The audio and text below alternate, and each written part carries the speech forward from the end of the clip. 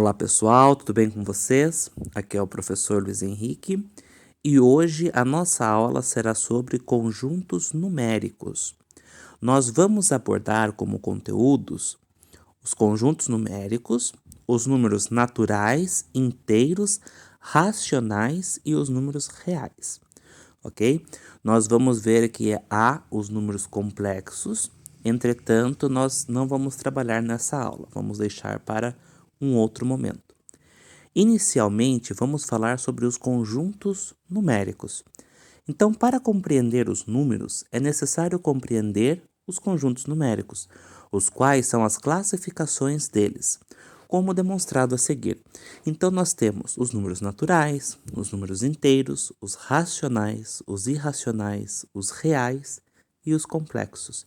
Nós vamos abordar todos, exceto os complexos nessa aula, ok? Então vamos começar primeiramente com os números naturais. O conjunto dos números naturais é composto por números inteiros, positivos e infinitos. É representado pela letra N e vale ressaltar que quando representado por N asterisco, simboliza os naturais não nulos, isto é, sem o número zero. Então, os números naturais são 0, 1, 2, 3, 4, 5 e vai para o infinito. Caso eu coloque a letra N com asterisco, eu estou dizendo que eu não colocarei o número 0. Então, ficará apenas 1, 2, 3, 4, 5 e assim por diante.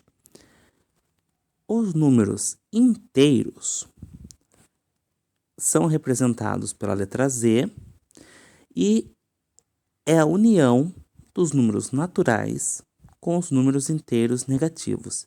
Então, nesse momento, é juntado os números naturais, 0, 1, 2, 3, com os números negativos, menos 3, menos 2, menos 1. Então, eu tenho o infinito positivo e eu tenho o infinito negativo. Algumas regras para os números inteiros são que números positivos podem ou não serem escritos com o sinal mais na frente. Exemplo, eu posso escrever o 3, simplesmente, ou mais 3, significa que é um número positivo. Número oposto significa o seguinte, que menos n é o oposto de n. Esse n pode assumir qualquer valor inteiro. Então, se eu falar menos 5, ele vai ser o oposto de 5. Menos 125 será o oposto de 125 positivo, ok? E o módulo absoluto significa a distância de um número até o zero. Então, por exemplo, se eu falo número 5, do 5 para chegar no zero são 5 unidades. Então, o módulo de 5 é 5. Menos 4. Do menos 4 para chegar no zero são 4 unidades. Então, o módulo de menos 4 é 4. Todo número negativo em módulo fica positivo. Nós podemos ainda afirmar que os números naturais estão contidos nos números inteiros. Ou seja, eles estão dentro do conjunto numérico dos números inteiros. E os números inteiros contêm os números naturais, porque os números naturais estão dentro, ok?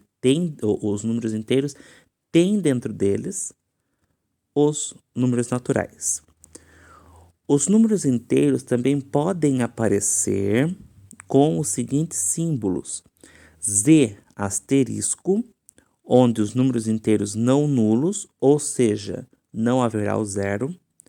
Z positivo, ou seja, os inteiros positivos, serão todos os números a partir do zero, indo no sentido positivo infinito. Z negativo, ou seja, números inteiros negativos. O zero, ele não tem sinal.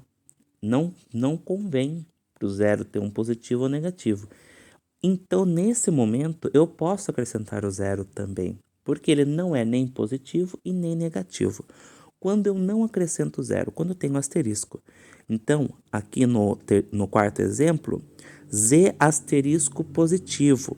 São os números inteiros positivos não nulos, ou seja, nesse momento eu tiro zero. Então, do 1 em diante positivo. Por fim, nós temos a representação z asterisco negativo, são os números inteiros negativos não nulos, ou seja, todos os números negativos para o infinito, excetuando o zero, ok?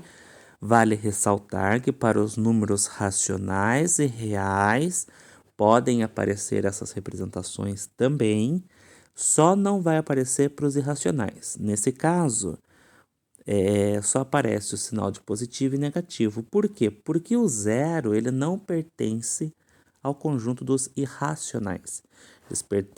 Ele pertence ao conjunto dos racionais. Nós vamos ver daqui a pouco isso. Mas só para ressaltar, a expressão com asterisco positivo e negativo pode aparecer sim para os racionais e para os reais. Para os irracionais, apenas positivo e negativo. Agora nós vamos trabalhar com os números racionais. O que é esse conjunto? É a junção dos inteiros com as frações. É representado pela letra Q.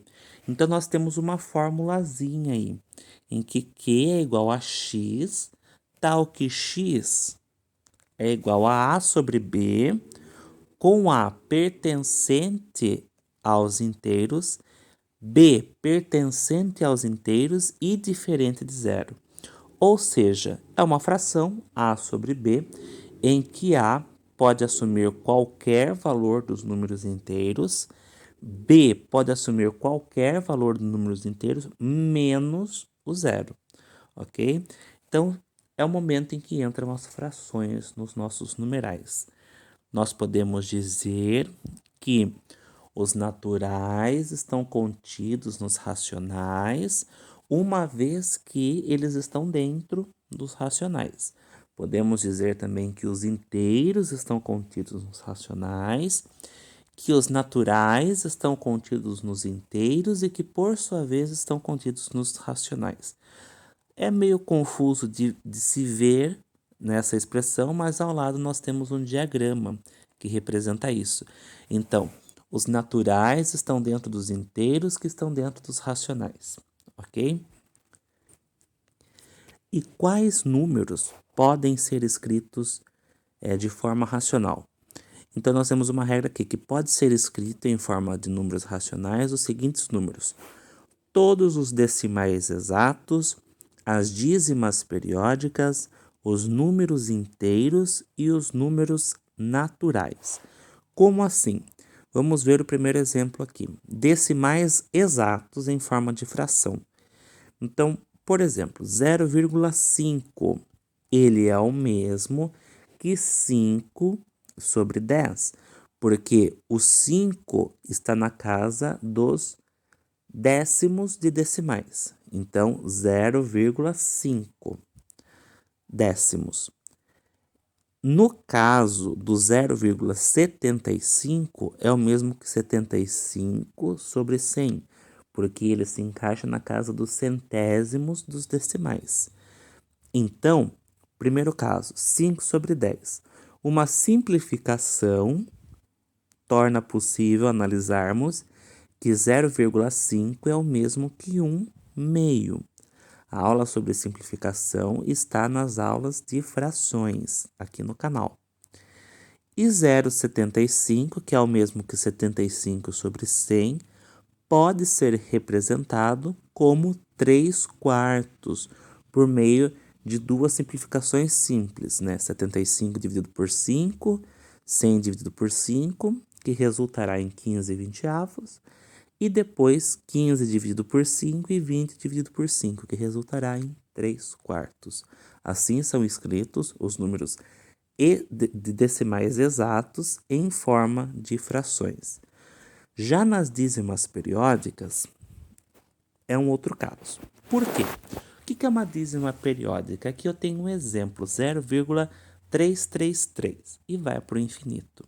Significa o quê? Que eu tenho um número que ele não tem fim. E além disso, ele tem um período. Como assim?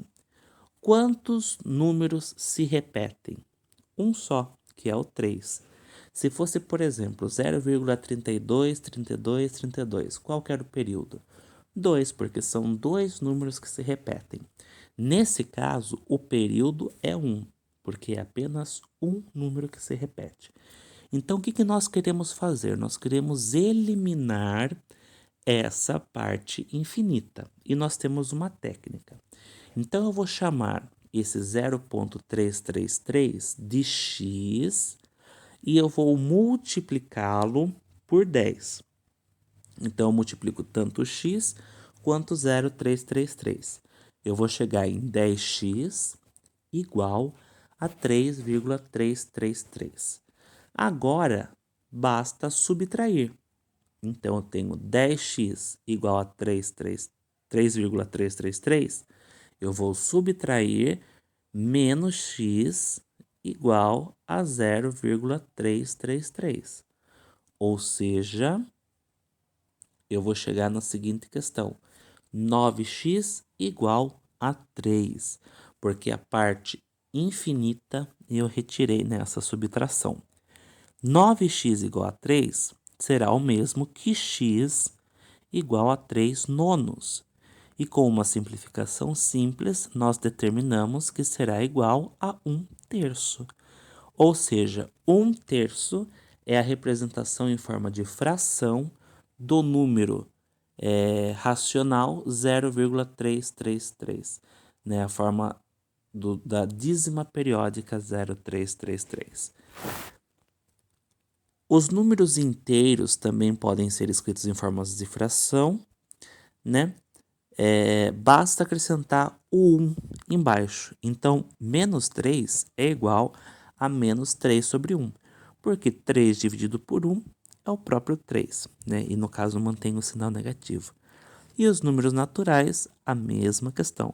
5, basta colocar 1 embaixo, então 5 sobre 1 também resultará em 5. Agora, nós vamos trabalhar com os números irracionais. O que são eles? São decimais infinitos e não periódicos, não podendo ser representados em forma de fração. Toda raiz quadrada não exata é um número irracional. Então, por exemplo, raiz quadrada de 2, raiz quadrada de 3, raiz quadrada de 5, são raízes quadradas não exatas. E vale o negativo, né? Menos raiz quadrada de 2, menos raiz quadrada de 3, menos raiz quadrada de 5. Tem alguns números específicos, como o π, né? O π, o menos π, eles se encaixam como decimais infinitos não periódicos, ok? Então, eles não estão dentro dos números racionais. Vocês podem ver no diagrama ao lado aí. Eu tenho os números racionais, que dentro dele tem os inteiros e os naturais, e os irracionais estão à parte. Eles não se integram. E por fim, os números racionais, os números reais, é a união dos números racionais e irracionais. Então, nós temos um diagrama simples aqui para nós enxergarmos. Eu tinha os números naturais, surgem os inteiros e posteriormente os racionais. Em seguida, eu tenho os irracionais e por fim eu tenho a junção de todos eles, que forma os números reais, ok? Então, eu espero ter colaborado no aprendizado de vocês e bons estudos. Até a próxima aula.